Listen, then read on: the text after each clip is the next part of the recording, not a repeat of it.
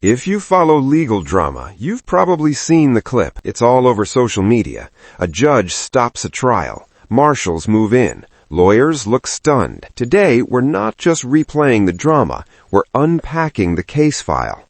We're looking at the law, the ethics, and the profound questions this moment raises for every single person who believes in a fair justice system. And this is a story about a microphone, a recess, and the fragile line between aggressive defense and crossing into something else entirely. Let's establish the facts, straight from the public docket, no speculation. First, the cast of characters. Judge Arthur Caldwell, a federal district judge with 15 years on the bench, known in legal circles not as a firebrand, but as a proceduralist, a judge who follows the rule book. This matters. Robert Harrison, lead defense counsel, a prominent white-collar criminal attorney. His client was facing serious fraud charges. The prosecution team, a standard DOJ white-collar unit. And a key witness, Maria Delgado, a former accountant for the defendant. The trial was in its third week. It was a complex financial case, millions of dollars, paper trails, expert witnesses, the kind of case that turns on details and credibility. And then, 3 weeks before the trial even started, something shifted. Maria Delgado, who had given a very clear, very damaging deposition to the prosecution months earlier, submitted a revised statement. Through her own lawyer, she said she was now unsure of key details. The numbers she once certified were now possibly misinterpreted.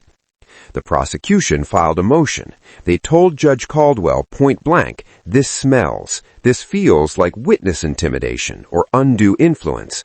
But they also admitted, "We have no evidence, only a pattern that concerns us." Judge Caldwell acknowledged their concern, but he denied their request for a hearing on the matter. In his written order, he said the court's role isn't to act on feelings, it's to act on evidence. He was following the law. His hands, for the moment, were tied. Now let's talk about the courtroom itself. Most federal courtrooms have a multi-channel audio recording system.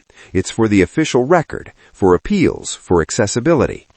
During active proceedings, the microphones at the judge's bench, the witness stand, and the lectern are live.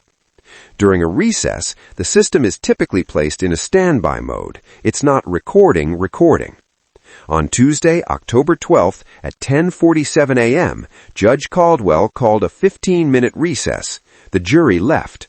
The courtroom audio system should have gone quiet. According to the technical log filed later, the defense table's own microphone did not disengage. A software glitch, a stuck relay. It doesn't really matter why. The fact is, it remained acoustically live, feeding sound to the recorder in the clerk's office. And this is what that microphone picked up. This is the transcript as entered into the court's record. Let's be clear. Out of context, even this is jarring. But in context, following the witness's complete reversal, it set off every possible alarm bell for a judge. The court security officer monitoring the feeds heard it. Within 60 seconds, the recording was in Judge Caldwell's chambers. We don't know how many times he listened to it, but we know what he did next. This is where the legal rubber meets the road, and to understand Judge Caldwell's next move, we have to understand a critical but often misunderstood legal doctrine, the crime-fraud exception to attorney-client privilege. Attorney-client privilege is sacred. It's what allows you to tell your lawyer the whole truth without fear. That privilege is almost absolute. Almost. The Supreme Court and centuries of common law have carved out one narrow exception. It's called the crime-fraud exception. In plain English, if you go to your lawyer not for legal advice, but to get help committing a crime or a fraud, that conversation is not protected.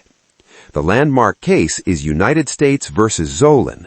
The court ruled that if a judge is presented with evidence that prima facie, that's legalese for on its face, shows the privilege is being abused to further a crime, the judge can pierce the privilege. What did Judge Caldwell hear? Make sure the judge doesn't find out about the contact. The arrangement is set.